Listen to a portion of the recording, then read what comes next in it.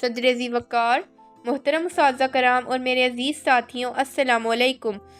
آج مجھے جس موضوع پر لب کشائی کرنے کا موقع ملا ہے اس کا عنوان ہے استاد کا احترام۔ ماں باپ اور استاد سب ہیں خدا کی رحمت، ماں باپ اور استاد سب ہیں خدا کی رحمت، ہے روک ٹوک ان کی حق میں تمہارے رحمت۔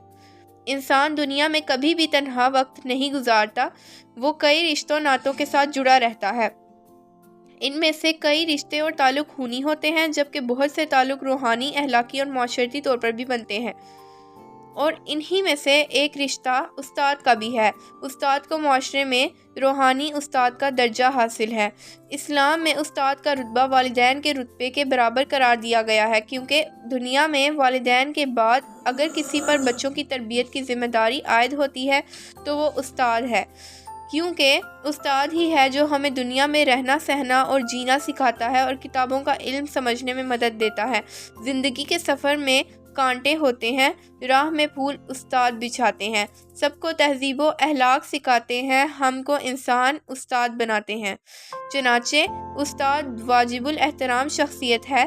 گویا استاد کی تعریف ان لفظوں میں بھی کی جائے تو بیجا نہ ہوگا کہ استاد لوہے کو تیار کر کے کندن بناتا ہے، پتھر کو تراش کر ہیرا بناتا ہے، بنجر زمین کو سینچ کر کھلیاں بناتا ہے۔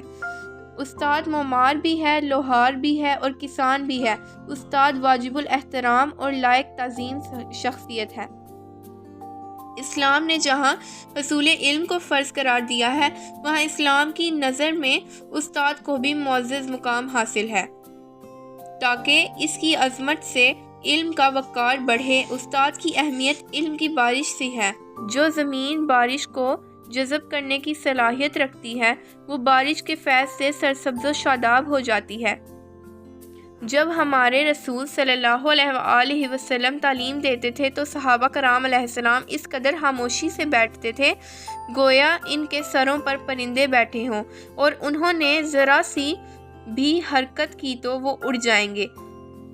دنیا میں علم کی قدر اس وقت ممکن ہے جب استاد کو معاشرے میں عزت کا مقام حاصل ہو۔